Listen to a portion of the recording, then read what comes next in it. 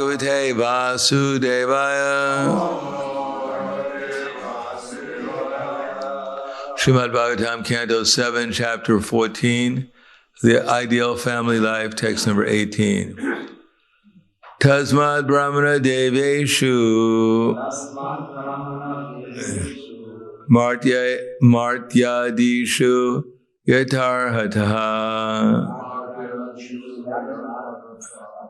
Taistai Kaimar Yajas Vainam Kshetra Gyam Brahmanan Anu Tasmad Brahmana Deveshu Martyadishu Yatarhataha Taistai Karmar Yajasvainam Kshetragyam Brahmanan Anu.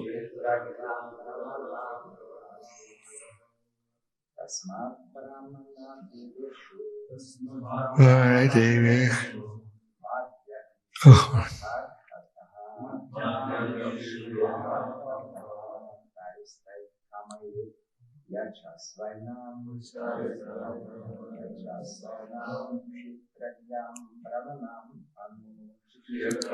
Ramanamachu. Mataji's. Tasmad Brahmana Deveshu Martyadishu Yatarhataha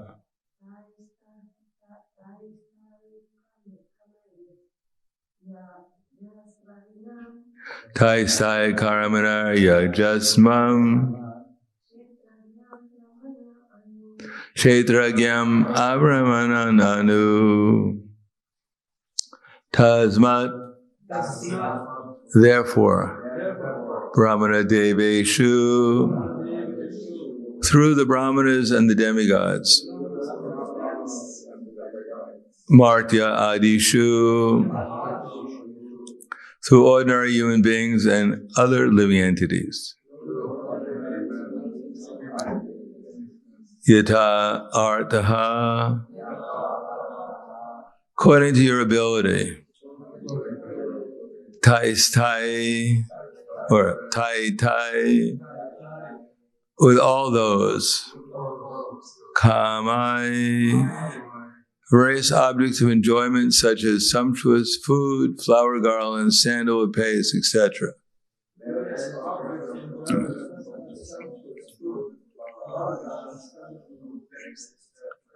Where's the flower garland? Sorry. That's all right. We have to enjoy what we're giving.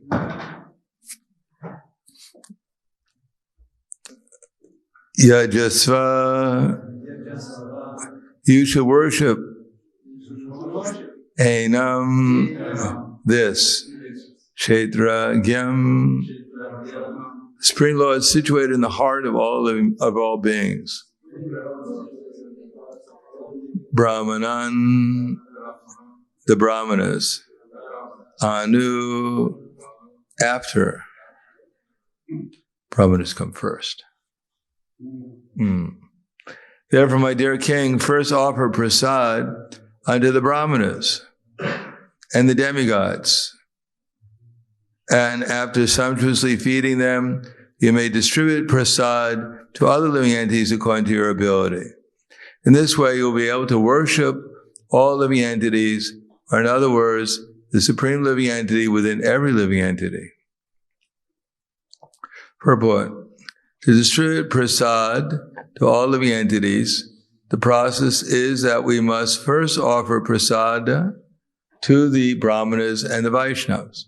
The demigods are represented by the Brahmanas. In this way, the Supreme Personality of Godhead, who is situated in everyone's heart, will be worshipped. Are you sure that's been offered to Prabhupada already? Or someone? Yeah. Nowadays you have to ask for a garland.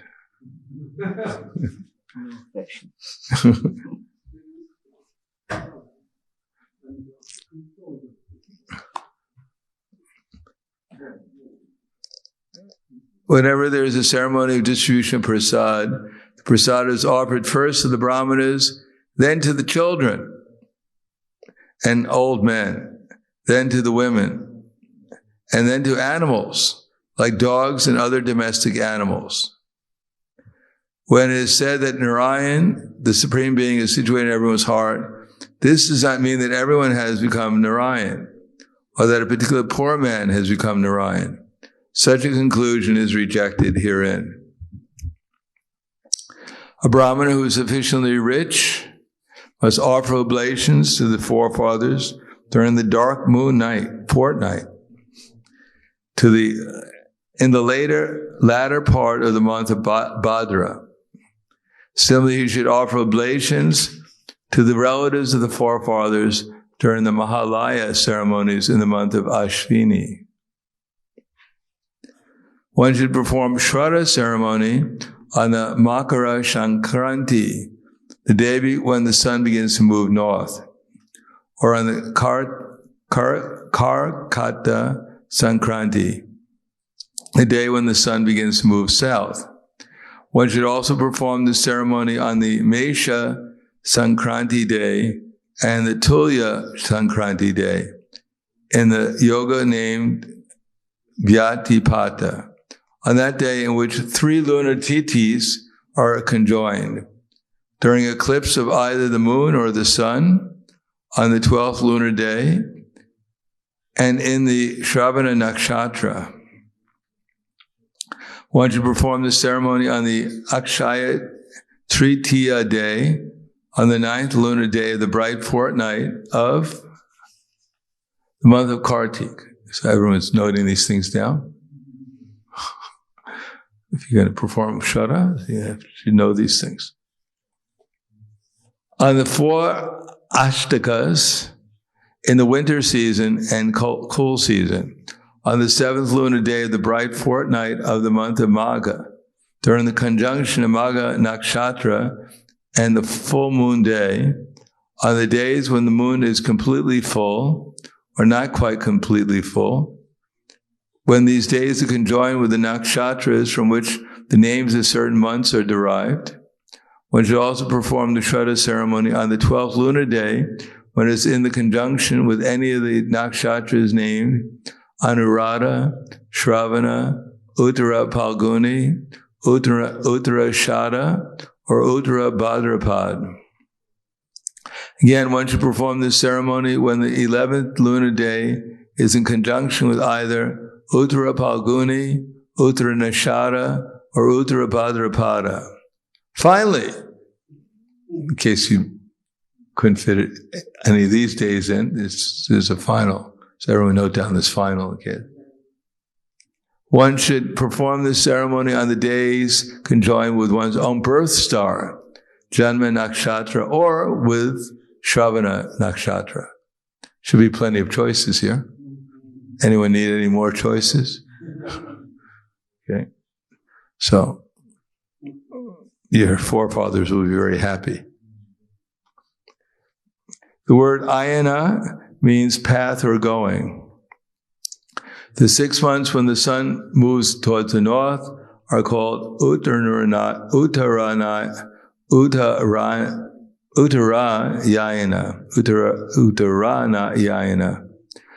or the northern path. And the 6 months when it moves south are called Dakshinayana, or the southern path. These are mentioned in Bhagavad Gita 8:24-25. Agnir Jyotir Aha Shukla Shanmasa Uttarayana Tatra Pragachanti Brahma Vidojana Dumo Ratri Sata Krishna Shanmasa Dakshinayana Tatra Chandramasam Jyotir Brahma Vidojana. So Agnir Jyotir, during the fire, Jyotir, and the light. Aha Shukla, when the sun is moving. Aha Shukla. when the sun is moving in the north. Ha Shukla. Shukla. Agnir Jyotir Ha Shukla Shanvasa Uttarayana. Shukla means the bright moon. And when the sun is moving to the north, Uttarayana. Tatra Agnir Jyotir Ha Shukla Shanvasa Uttarayana. Tatra Pragachi Gachanti Brahma Vidona. So the yogi who leaves his body at those times, he goes to Brahman and he doesn't come back. Or he goes to the spiritual world and doesn't come back. Dumo, which is, what does Dumo mean?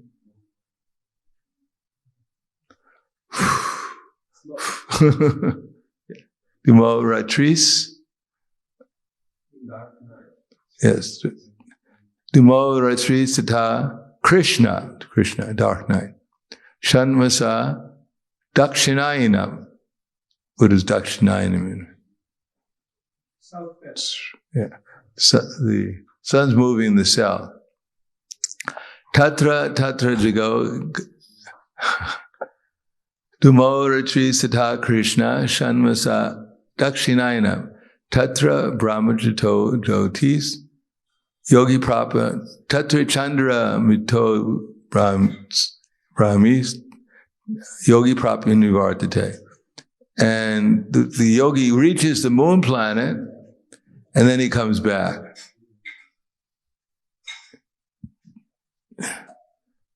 If you reach the moon planet, they call you a loony.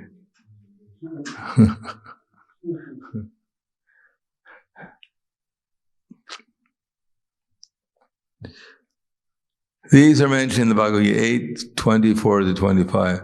The first day when the sun moves move north and enter the zodiacal sign of Capricorn is called Makara Sankranti. And the first day when the sun begins to move south and enter the sign of Cancer is called Karkata Sankranti. What does Kartika mean? Does anyone know? Sanskrit, what does Kartika mean? It means a crab. And what does Makara mean? No. It's Pisces. Makara, crocodile. The sign of Cancer is a crab. Anyone here born with the sun in Cancer? Crabby. And why is it Makara? What is this sign of Capricorn? It's a half man and half crocodile. One thing about Cancers is they'll eat anything. No, not Cancers. Capricorns. They're noted, they'll eat anything. Like a crocodile. Anyhow, no offense to those who have ascendants of Makara.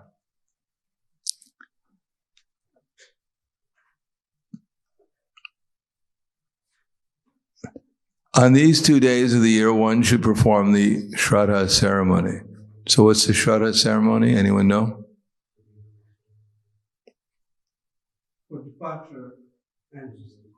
Departed ancestors. Yes. And how do you perform it?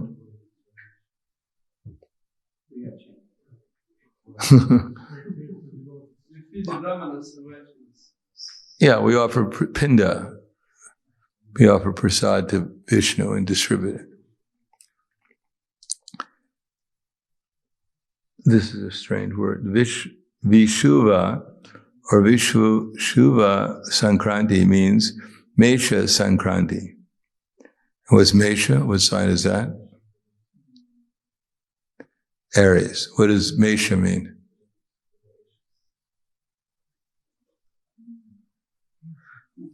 Oh, you'll learn some new things here. It means a mountain goat.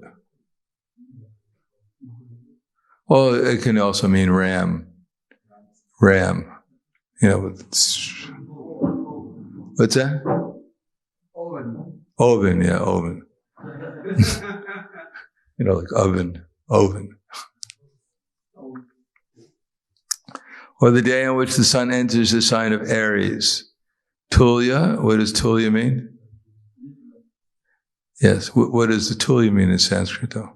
Equal balance. Close. Scales. Tulya Sankranti is the day in which the sun enters the sign of Libra. Both these days occur only once within a year. The word yoga refers to a certain relationship between the sun and the moon as they move in the sky. There are 27 different degrees of yoga, of which the 17th is called Yatipata. On the day when this occurs, one should perform the Shraddha ceremony. A Tithi or a lunar day consists of the distance between the longitude of the sun and that of the moon. Sometimes the Tithi is less than 24 hours. When it starts after sunrise on a certain day and ends before the sunrise of the following day, the previous Tithi and the following Tithi both touch the 24 hours between the sunrises. This is called Trayaha Sparsha, or the day touched by some portion of 3 Tithis. So what is some Sparsha? Trayaha Sparsha. What day is that? What does it mean? And what is it relevant to us? For the Kadashis. Kadasi, yes. How it determined fast. Or whether we fast on Dwadasi or Kadasi. So when days are in Vedic calendar, how are days measured? When does the day start? Whatever it says on the calendar. After 12 o'clock midnight? What's the beginning of a day in the Vedic calendar? Sunrise. Yeah, when the sun rises. When you can just see the sun coming up, that means the day is beginning. And what's the end of the day? Never ends.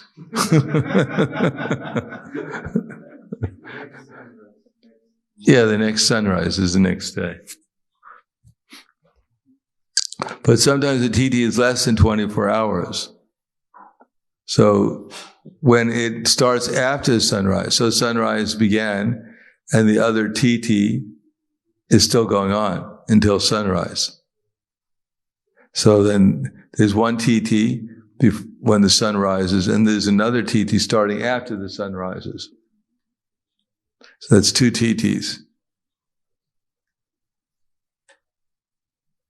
And ends before the sunrise of the following day. But that Tithi ends before the following sunrise, so there's another Tithi. So you have 3 Tithis in one day. So they both touch the 24 hours, and this is called Trayaha Sparsha, a day touched by some portion of 3 Tithis. Srila Jiva Goswami is giving quotations from many shastras stating that the Shraddha ceremony of oblations to the forefathers should not be performed on Ekadasi Tithi. So watch out. Ananta is going to be vigilant that no one performs the Shraddha ceremony on Ekadasi. When the Tithi of the death anniversary falls on the Ekadasi day, the Shraddha ceremony should be held not on Ekadasi, but the next day or Dwadasi. In the Brahma Vaivarta Purana, it is said, Ye Korvanti Mahi Pala Shraddham Chaikadisi Dine Trayaste Narakam Yanti Data Bhokta Cha Prekaka. One performs the Shraddha ceremony of oblations to the forefathers on Ekadasi Tithi, then the performer, the forefathers, for whom the Shraddha is observed, and the Prohita, or the family priest who encourages the ceremony, all go to hell. So if you don't like someone, just get them to encourage them to perform the ceremony on Ekadasi, the Shraddha ceremony. Bye-bye. Bye-bye.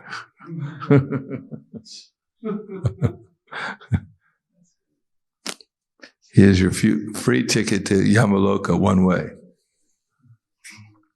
Any questions on this? Yes. So clear, yeah.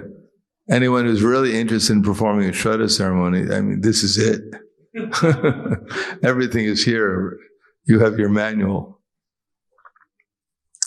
And if you don't like someone, just get them to do it on Ekadasi. That will take care of a lot of things. I'll read one more. I mean, this is probably a little esoteric for most of us. We may wonder, except for Ekadasi and Dwadasi, we may wonder what the relevance is to our lives. And right now, it doesn't have much relevance. But perhaps in the future, when the Vedic culture is established, then people will take advantage of these instructions and know what the auspicious times are. The point is that the material nature is consisting of three modes, and the mode of goodness is considered to be auspicious because it's illuminating, and it gives one knowledge. So activities performed when the auspicious times are there generally are done with fuller consciousness. And because they're done with more complete consciousness, therefore they give fuller results. But of course, here we're talking about the Shraddha ceremony to keep the forefathers in the heavenly planets. So the heavenly planets are obtained by acting in the mode of goodness. If one performs Shraddha on the auspicious times, they're considered to be acting in the mode of goodness, and the result is the forefathers stay longer, and you can probably get a chance to visit them there. But if they're done in inauspicious times, such as here on the Ekadasi day, it's considered to be the mode of ignorance. It's rasabhasa. And therefore, the performer doesn't get any tangible benefit. As a matter of fact, he commits aparad. Generally, one will be covered by the mode of ignorance. And the forefathers who are depending on these sacrifices, they won't get the nourishment and they'll have to fall down. So although it seems rather, esoteric, all these different times, but they're laid out in terms of there are times of the day which are more auspicious for certain kinds of activities, and there are times of the day that are less auspicious. For instance, if you want to fight a battle, there's a certain nakshatra that you should begin going out to fight the battle in. Then you're much more likely to be victorious. And those are usually called the cruel nakshatras. It's not that the nakshatra, if you met the nakshatra, he would be cruel to you. But during those times, that's when it's good to perform cruel activities. There are actually times which are more favorable for auspicious activities and times favorable for cruel activities. And if you study that, then at least on the material level, one may be more successful. But of course, for a devotee who's not so much concerned with whether he's materially successful or not, these things may not matter so much. If they are judging our success by how much we remember Krishna, then sometimes we can remember Krishna in terms of when more intently when there is greater difficulty. So whether there is auspiciousness or inauspiciousness, for a devotee, it makes little difference. Narayana para sarge kutasana bibhyati swaga apavaga narakeshu tuya tuya. What's the last word? Tuya api. You know that verse? Narayana para sarge kutasana bibhyati swaga apravaga narakeshu apitulyartha darshnaha. I got it. Apitulyartha darshnaha.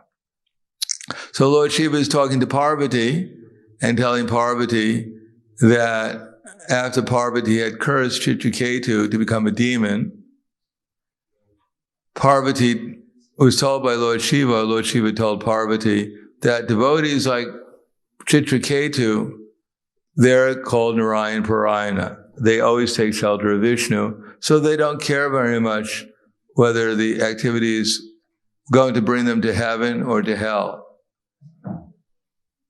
Apitu yartha darshana, because they see everything equally. In hell, they'll remember Krishna and be in ecstasy, and in heavenly planets, they'll remember Krishna and still be in ecstasy.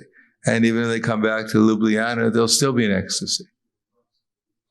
So that's what they're trying to do, is remember Krishna, whether it's auspicious or inauspicious.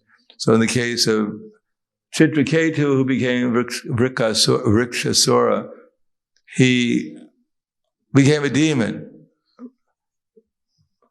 But still, when he was killed by Indra, he attained to the spiritual world because of his intense meditation on Vishnu. But still, because we're living in the material world and we want success, especially in Krishna consciousness, sometimes it's a good idea, if you're going to start an activity, to find out what is the proper nakshatra to do it in. If you're going to have a meeting to determine the success of the yatra, then it might be good to check and see if it's auspicious nakshatra. If you begin a meeting for auspiciousness, and in an inauspicious time, there may be some obstacles to create that auspiciousness. And if you want to do something inauspicious, better to choose an inauspicious nakshatra because it's compatible with that activity. And similarly, there are all kinds of what's called prashna marga. Everything is there. The day that you can cut your nails. The days that you can shave.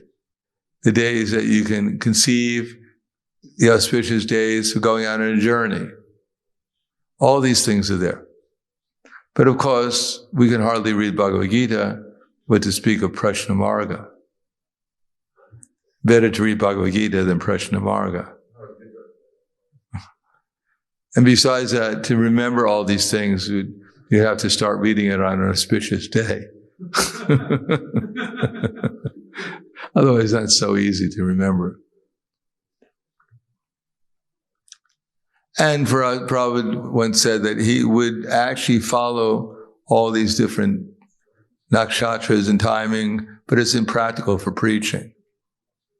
Although his spiritual master, Srila Bhaktisiddhanta Saraswati Prabhupada, generally speaking, on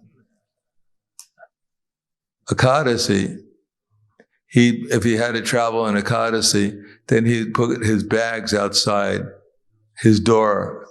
So that would be considered to be the night before.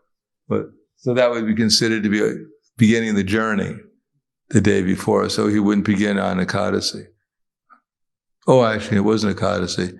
It was Rahu Kal. Ekadasi is not a bad day for traveling. But Rahu Kal, which comes once in every day, Bhaktisiddhanta Saraswati Prabhupada, who was formerly an astrologer, would always begin his journey before the Rahu Kala. Anyhow, try it out, see what happens. In case you're going somewhere. Like nowadays, around the corner or something. So we'll stop there. Any questions or comments? Yes. Is it an auspicious time to ask a question? Please accept my humble obeisances. Some devotees say if they eat Ekadashi prasadam on Ekadashi, the next day it is not so important to break Ekadashi on time with grains. Is this so? No.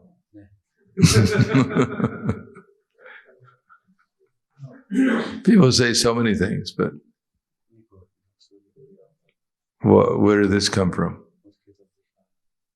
Generally speaking, we consider fasting on Ekadasi to be eating vegetables and things. So if that's what we consider fasting, then to break the fast, we have to do something different, namely to take some grain. Otherwise, we're still fasting, according to our definition of fasting.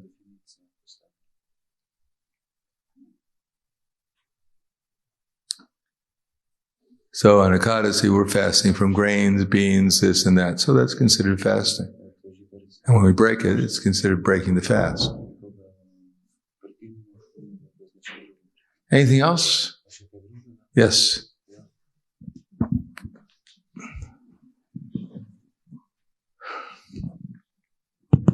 Hare Krishna. As you mentioned, this Vedic science, knowledge like Jyotish, Vastu, and that, and you also quote this shloka, how the devotees are not so much into it. What is the influence of, for example, in the temple regarding, for example, Vastu and or this? How this influence? Well, everything is according to the three modes. So if things are properly arranged, then it's more in the mode of goodness. Or even tending towards, because we're dealing with the temple, tending towards assisting the spiritual consciousness, in one sense, called the mode of goodness. Because the closer we come to the mode of goodness, the more clear our consciousness is, the more we become receptive to Krishna also, if we're devotees. So it's, generally speaking, it's possible, it's not a bad idea to arrange things so that, for instance, Vastu, the deities, I believe, this faced where the sun's coming up. Because when the sun's coming up, gives more, it's considered to be enlightening, illuminating, which is the mode of goodness. So these things, although they appear to be just rather arbitrary, they also have their, proper, well, they have their reasoning behind them. For instance, in Vastu, I believe that fire is in the south, etc., etc. So this is just the same thing, is that fire is auspicious in a certain place, while the treasure is auspicious in another. So these are according to the modes, what they're representing, and which is, for instance, when the sun comes up, illuminates the western, rises in the east and illuminates the west as it goes. So at that time, the east is illuminated and the west is beginning to be illuminated.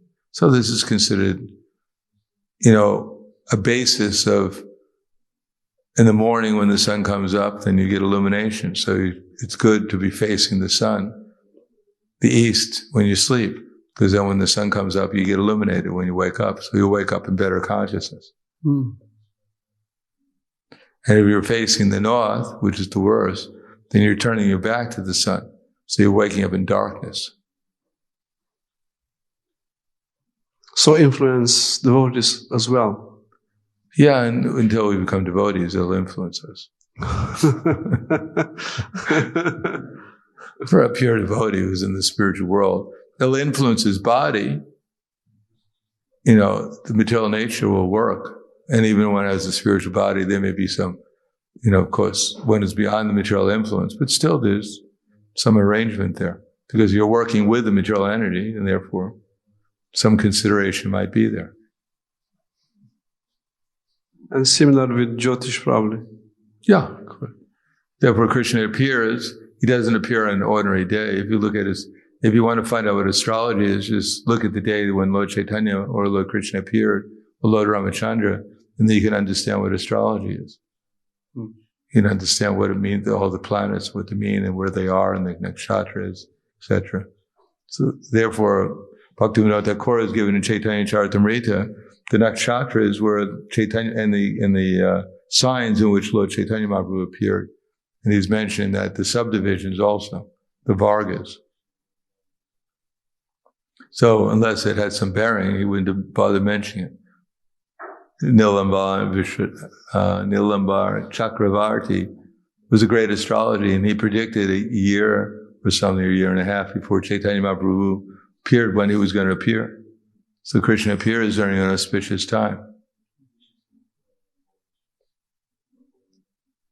Thank you. Anything else? Okay, thank you very much. Grantaraj Srimad Bhagavatam ki jai. Srila Prabhupada ki jai. Gaur Premanande.